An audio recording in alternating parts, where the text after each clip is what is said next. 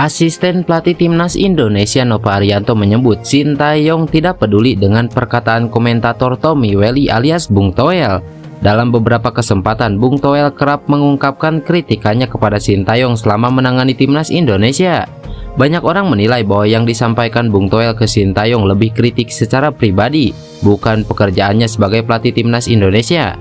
Nova yang merupakan tangan kanan STY mengatakan bahwa sebenarnya jarang membuka media sosial. Kalau dari kepelatihan kami jarang mengikuti apalagi membuka, apalagi dengan hal-hal seperti itu tidak penting buat saya karena kita lebih fokus untuk memperbaiki tim nasional, ujar Nova Arianto. Mantan pemain Persib Bandung ini menambahkan tidak semua orang suka dengan pekerjaan yang dilakukan oleh Sintayong di skuad Garuda. Menurut dia pasti akan ada pro dan kontra yang terjadi dengan keputusan pelatih asal Korea Selatan tersebut. Bagi dia, permainan Marcelino Ferdinand dan kawan-kawan sudah berada di level yang berbeda dari sebelumnya. Maka Indonesia seharusnya sudah tidak lagi memasang target di Asia Tenggara, tetapi menatap yang lebih besar yakni Asia.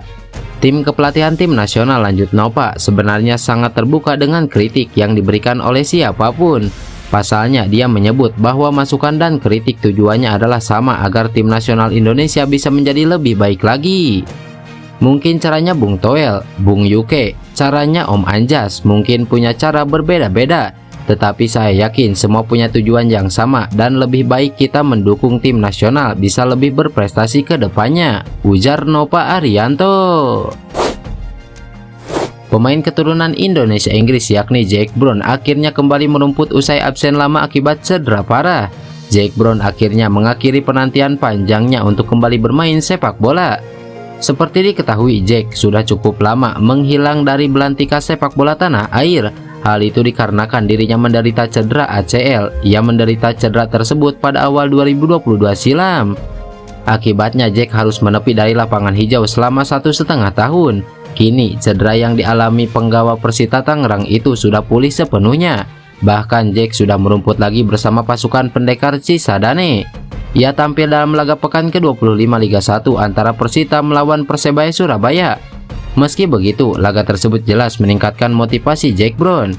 Kini, kiprah Jack tengah dipertanyakan seiring adanya turnamen yang akan diikuti timnas Indonesia U23. Seperti yang kita ketahui, Garuda Muda akan bertanding di ajang Piala Asia U23 2024. Turnamen tersebut akan berlangsung di Qatar pada 15 April hingga 3 Mei mendatang. Kini banyak yang bertanya-tanya, akankah pemain berusia 22 tahun itu masuk ke dalam skuad besutan Sintayong? Secara dirinya sempat menembus skuad timnas Indonesia U19 besutan Sintayong beberapa waktu lalu. Jack Brown pun langsung menanggapi rumor tersebut dengan cepat. Untuk saat ini dirinya masih belum mau memikirkan hal yang terlalu jauh. Pemain yang pernah menimba ilmu di Akademi Manchester United itu kini hanya fokus meningkatkan kemampuannya. Ia ingin tampil lebih sering bersama Persita Tangerang terlebih dahulu. Dengan begitu, ia yakin performanya akan meningkat dan bisa bergabung dengan timnas Indonesia. Meski begitu, bukan tak mungkin Sintayong melirik dirinya. Hal itu dikarenakan Sintayong memang sangat tertarik dengan pemain keturunan seperti Jack Brown. Pelatih Persis Solo Milomir Seslija merasa terkesan dengan sikap para pemainnya yang berstatus sebagai penggawa timnas Indonesia. Meskipun punya status mentereng, mereka tak merasa paling istimewa. Saat ini setidaknya ada 3 pemain Persis Solo yang masih aktif mendapatkan panggilan untuk timnas Indonesia, yaitu Irfan Jauhari, Ramadan Sananta, dan Muhammad Riyandi. 2 nama yang paling utama ialah Ramadan Sananta dan Muhammad Riyandi. Mereka sama-sama di bawah Sintayong saat skuad Garuda bermain di Piala Asia 2023. Sayangnya 2 pemain ini belum mendapatkan kesempatan tampil hingga lolos ke babak 16 besar.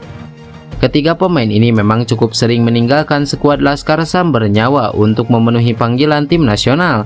Itulah sebabnya jatah liburnya sering berkurang akibat tugas negara. Sepanjang pengalaman Milo melatih di Indonesia, yang membedakan ketiga pemain ini dengan penggawa-penggawa tim nasional lainnya ialah mereka tak meminta perlakuan khusus dari pihak klub.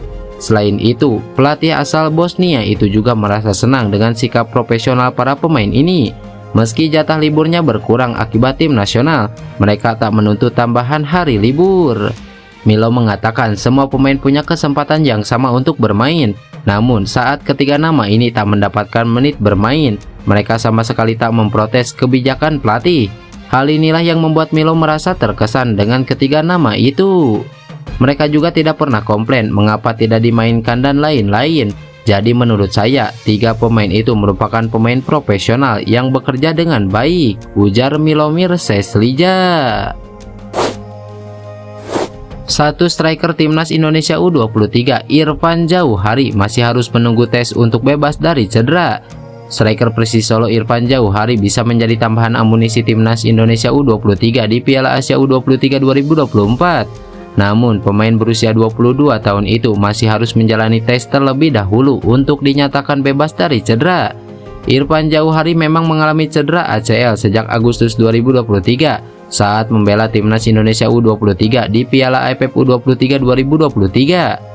Dokter Persis Solo Iwan Wahyu Utomo menyatakan meski saat ini Irfan sudah semakin membaik keadaannya, namun belum bisa berlatih penuh dengan Laskar Sambernyawa. Irfan harus menjalani tes di Jakarta bersama PSSI karena mengalami cedera saat membela timnas Indonesia U23.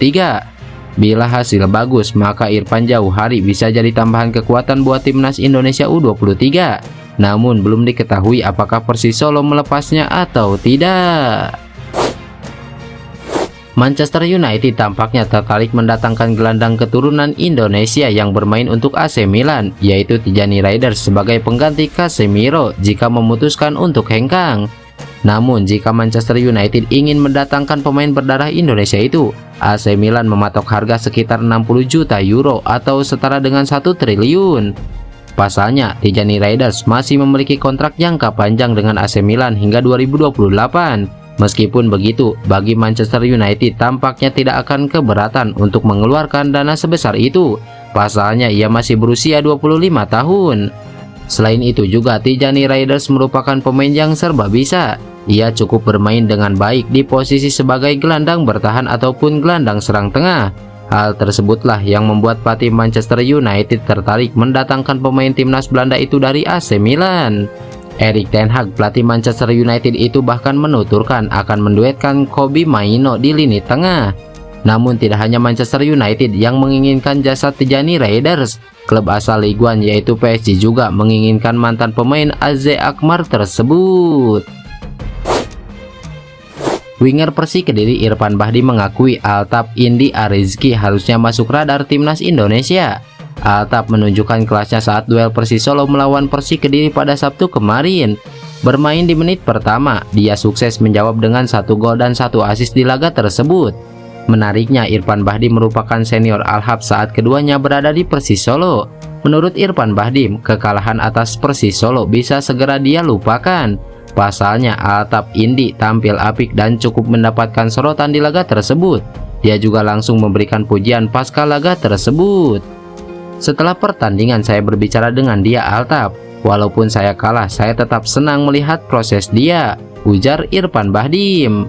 Mantan pemain andalan timnas Indonesia ini juga memberikan banyak masukan kepada pemain berusia 21 tahun tersebut. Di antaranya terkait beberapa hal yang harus Altaf perbaiki agar jadi lebih baik. Masih berusia muda, Altaf masih memiliki banyak kesempatan di masa depan.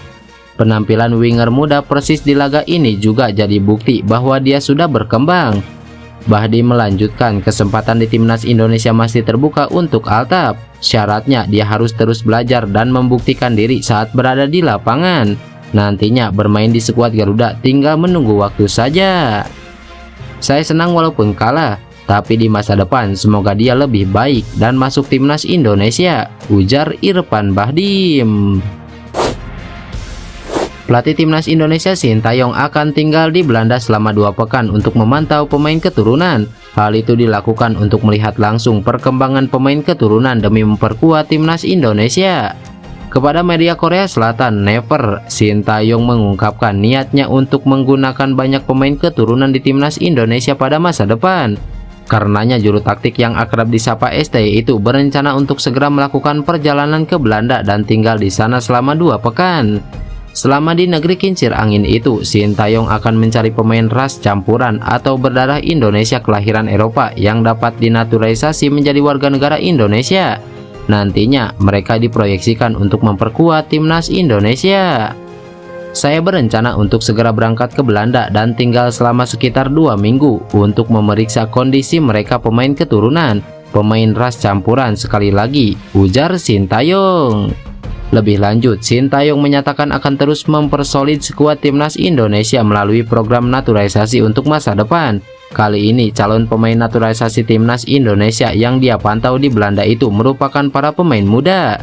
Para pemain bekerja keras dan melakukannya dengan baik.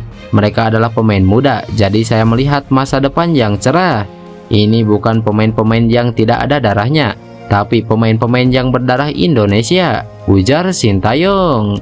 Untuk itu, Sintayong menegaskan bahwa para pemain berdarah Indonesia itu harus dimanfaatkan oleh pihaknya ataupun PSSI untuk lebih aktif lagi, sebab kehadiran mereka diyakini dapat meningkatkan kualitas permainan skuad Garuda di masa mendatang.